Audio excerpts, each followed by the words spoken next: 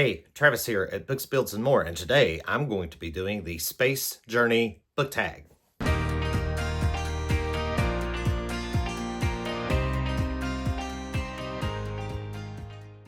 I was tagged by Mike at Bibliophile Bookscape for this, who, by the way, is the one who created this tag based on his inspiration of the recent launch of the Artemis II on their mission to the moon.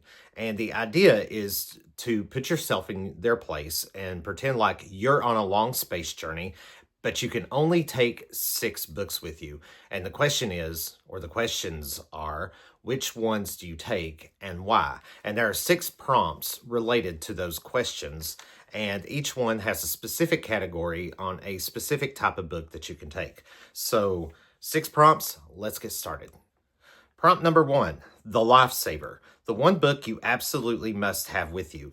Okay, this one is probably going to surprise a lot of people, but I have to be honest, and I'm actually sharing the same sentiment of this book with Austin at Eternal Reading, and I agreed with this book being one that I would definitely be taking first, and that would be the Bible. And not just any Bible. I do have this King James version, but it's not just a regular Bible. It's called the So That's Why Bible. I don't keep this one on my bookshelf. I keep it in my living room. I do pick it up and look through it every once in a while, but it offers a great deal of extra information in here. It's not just the regular Bible, full of scripture and that's it. It is a Bible, and it's definitely got the scripture, but it offers so much more. It actually offers a lot of explanation for specific scriptures in here, but also offers a lot of history between the biblical history and the world history. And it's actually quite fascinating. But yeah, this would be the first book I would choose to take along, because on a mission to space, I feel like would be something very spiritual indeed. And this would be the perfect companion book for my spiritual well-being on something like that.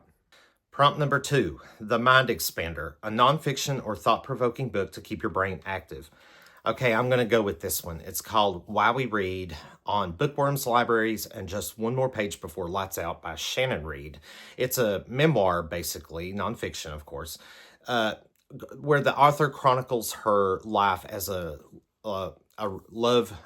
lover of books and an educator, and how certain situations in her life, her teaching career, and just, things in life in general affected her reading habits, her love of reading, her questioning the importance of reading and stuff. However, I think a lot of the questions that pertain to reading can also pertain to other aspects of and areas of our lives.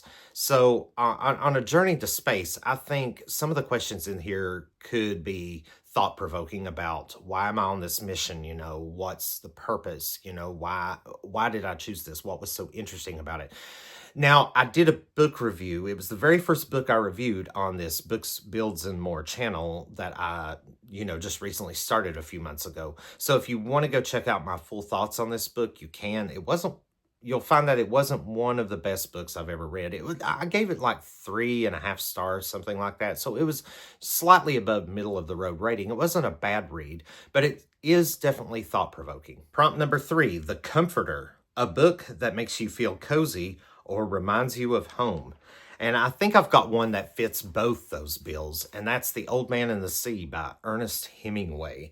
This was a phenomenal story. It was. I had heard mixed reviews about it before going into it, but it turns out I loved it. It was a great read. It's cozy in the fact that Santiago, we're with him. He's the sole character for almost the entirety of the story. And it's just the perfect example for me to where I got to really put myself in someone else's shoes and just be that person, not have to deal with all these other characters, unless you count the fish, but whatever.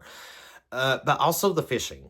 I used to love to fish. I haven't fished in years and years and years. I've never been deep sea fishing or fished on the ocean, whatever.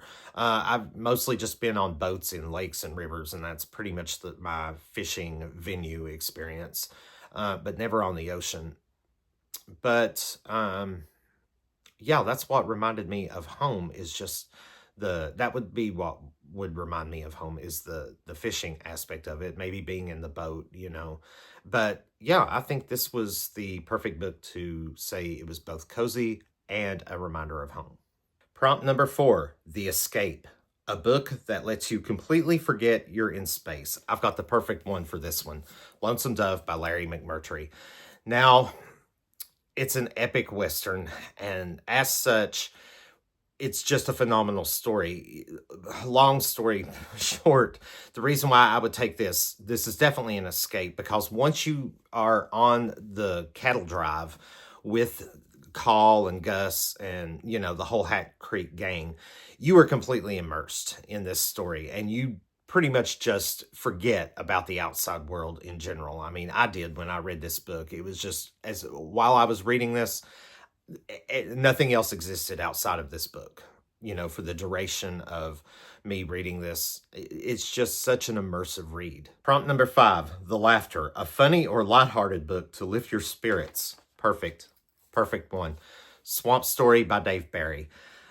Without a doubt, the most hilarious book I've ever read in my entire life. Like almost the entirety of this book. We're not talking about just sheer LOL here. We're talking foot stomping, knee slapping, tears rolling laughter. Like I've gotten headaches after reading sections of this book. It is so darn funny.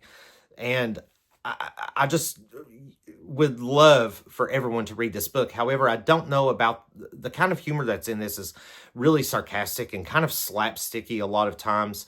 So I don't know, particularly a character named Phil, who is my absolute favorite character in here because a lot of the humorous moments revolve around him, or at least to me it was. A lot of the funniest things that happened to him because his humor was very incidental.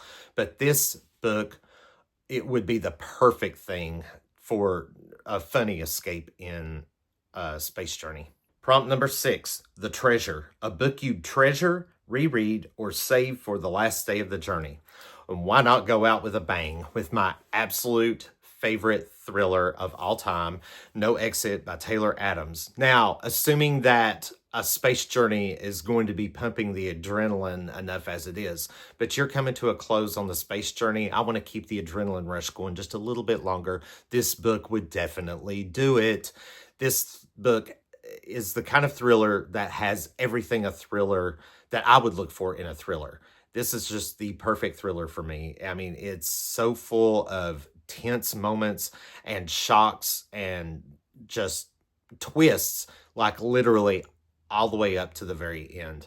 I mean, yeah, this would be the perfect treasure and reread. I could reread this all the time. So yeah, that's my take on the Space Journey book tag. Those are definitely 6 worthy books of taking on a space trip like that.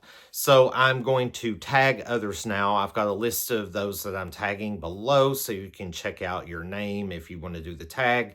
If you're not tagged, feel free to do the tag anyway. These tags are always open and they're also optional, so do not be, if you are tagged, do not feel obliged to do it, you know, because that's just how book tags work. But if you stuck with me this long, thank you so much for watching. I hope this was somewhat entertaining, and I hope to see you again in the next video.